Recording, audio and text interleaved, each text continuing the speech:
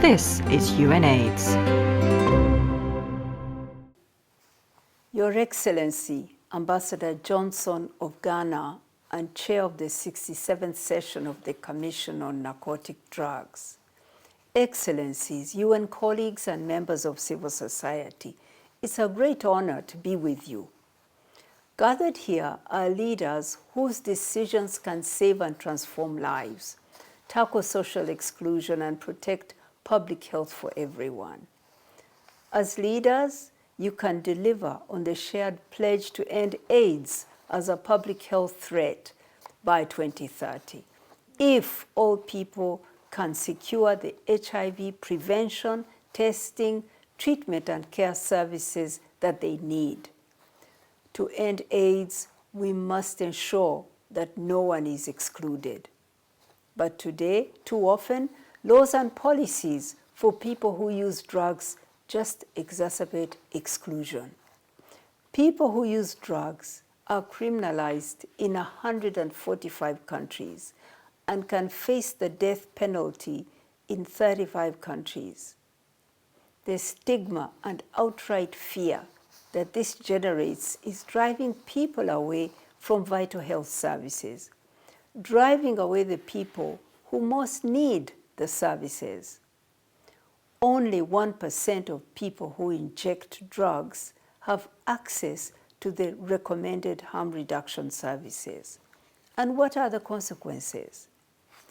People who use drugs are 7 times more likely to be infected with HIV than other adults. And women who use drugs are almost twice as likely to be infected by HIV than men who use drugs. The status quo, punishing people who use drugs, is causing catastrophic harm. It is further marginalizing the most marginalized members of our society and obstructing the world from achieving our shared goal to end AIDS and protect the health of everyone. But this is not fate. We can change it. Indeed, we know from the evidence how to change it. UNAIDS supports governments and communities to advance approaches to HIV that have been proven to work.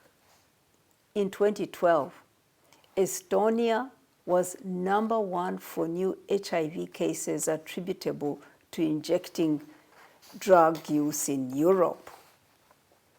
In 2021, there were just five new infections related to drug use. How did they do it? They did it by decriminalizing possession of drugs for personal use, focusing on public health, investing in harm reduction, and putting communities at the center. Ghana recently removed criminal penalties for possession of drugs for personal use and is already seeing the benefits for public health. The evidence is clear. Stigmatization kills and perpetuates the AIDS pandemic. Harm reduction and respect for everyone's human rights saves lives and helps countries advance along the path that will end AIDS. What would an evidence-based, effective, harm-reducing policy framework for drug policy include? It would include decriminalizing possession of drugs for personal use, investing in HIV prevention responses, including harm reduction, led by people who use drugs, including people who use drugs in policymaking that affects them, like our friends at INPUD who are represented here today. This is not radical. These approaches are all in line with the political declaration on HIV/AIDS, with the global AIDS strategy, with the Sustainable Development Goals, and with recommendations made by the High Commissioner for Human Rights. It's out there in the mainstream. The excellent work by communities and countries leading the way, has proven them. The question is the world, are we, all of us here, bold enough to choose evidence over prejudice, inclusion over exclusion, laws that help over laws that harm? Shaping policies to ensure that no one is obstructed from access to vital health services is not a favor to one group. Protecting the rights of everyone is how we will protect the health of everyone.